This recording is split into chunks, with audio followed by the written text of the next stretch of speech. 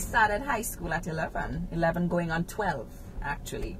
So high school was a new experience for me. Basically, I was very skinny. Very chatty. I did. I went from I was always a skinny child, but I know during the time when we had the restaurant, I gained weight. I was plumpish, and you know, I gradually lost that. I was at least 5 feet 5 inches tall at 11 though, because I was 5'6" at 12.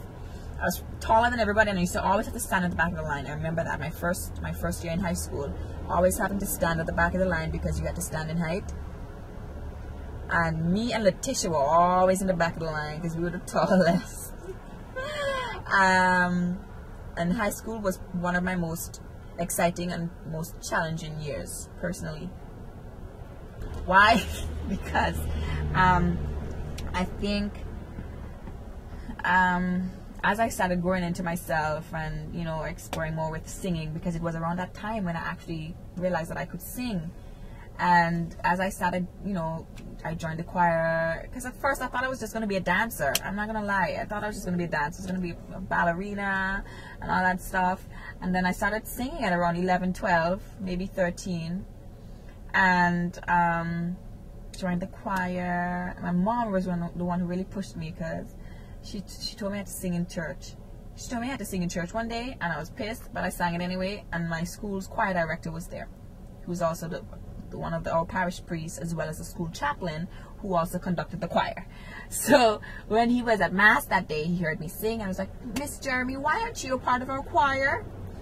And I was like, "I don't know." And he's like, "You gotta come." I was like, "But I'm a part of the dance club." And in high school, we have one day where it's activity day, so you couldn't be singing and dancing and drama. You had to choose one, and I chose dance because that's all I knew.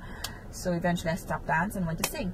And then I had a lot of, you know, I sang lead a lot of times, and Father Bob really helped me develop my voice, which was a tiny little thing at the time, very weak.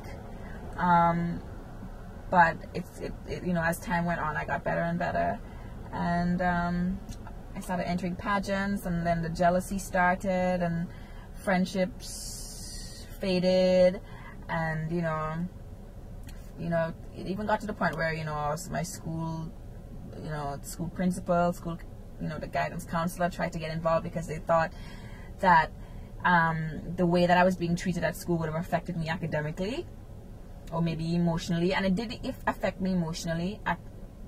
Actually, it was very bad. It still affects me to this day. And it's just because, you know, when you're in a school with a whole bunch of girls, and they're hating on you because because you're pretty much good at everything you do, and you're involved in a lot of activities that they don't have the guts to be involved in themselves, and you win everything just about.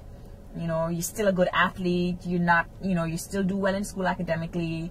You know, you're winning pageants, you're winning speech contests, you're on the choir. You know, you win medals at sports day. One year won the sports award. I mean, it was crazy. And I think my peers were just really jealous of me. And because of that jealousy, they tried to make my life a living hell on campus and at school. And it was tough, and there were times when I thought I wasn't going to get through it, but I did, because I had a very strong background at home. My mom and dad knew everything that was going on, and, you know, told me to ignore them, you know, and keep doing what you're doing, and, you know, really supported me through that difficult time. And here I am today. Where are they?